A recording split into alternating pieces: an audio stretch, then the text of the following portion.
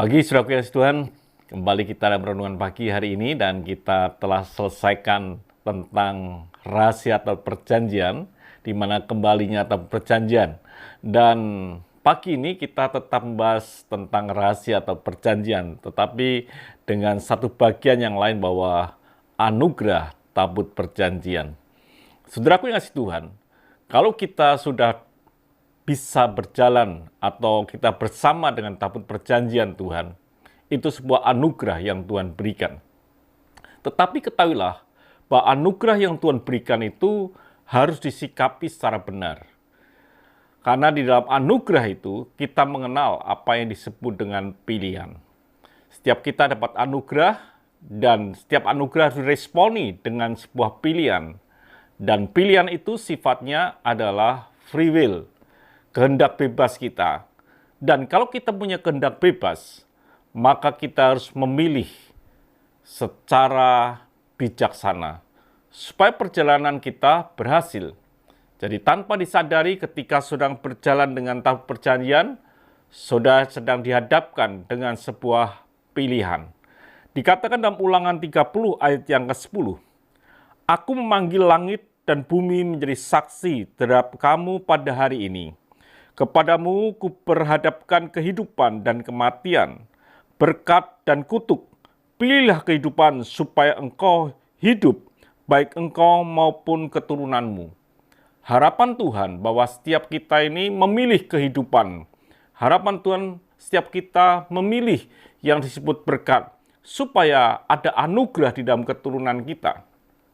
Tapi jelas bahwa kita sedang dihadapkan dengan apa yang disebut dengan pilihan.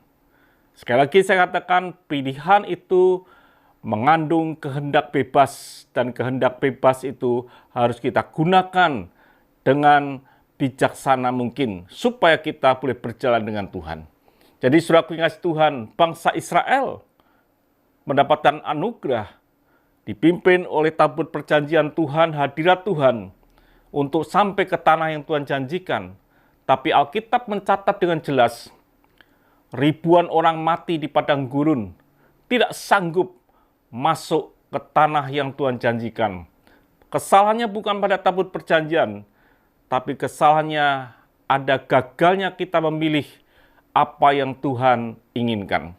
Bila kehidupan kita tetap ada dalam pilihan yang benar-benar bijak supaya kita tetap mampu berjalan dengan tabut Tuhan dan kita bisa sampai ke tanah yang Tuhan janjikan. Dikatakan dalam Ulangan 30 ayat yang ke-20 dikatakan demikian. Dengan mengasihi Tuhan, Allahmu, mendengarkan suaranya dan berpaut kepadanya, sebab hal itu berarti hidupmu dan lanjut umurmu untuk tinggal di tanah yang dijanjikan Tuhan.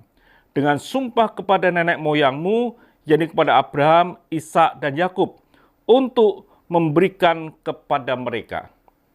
Ditekankan begitu rupa, bagi setiap kita harus memilih dengan sungguh-sungguh.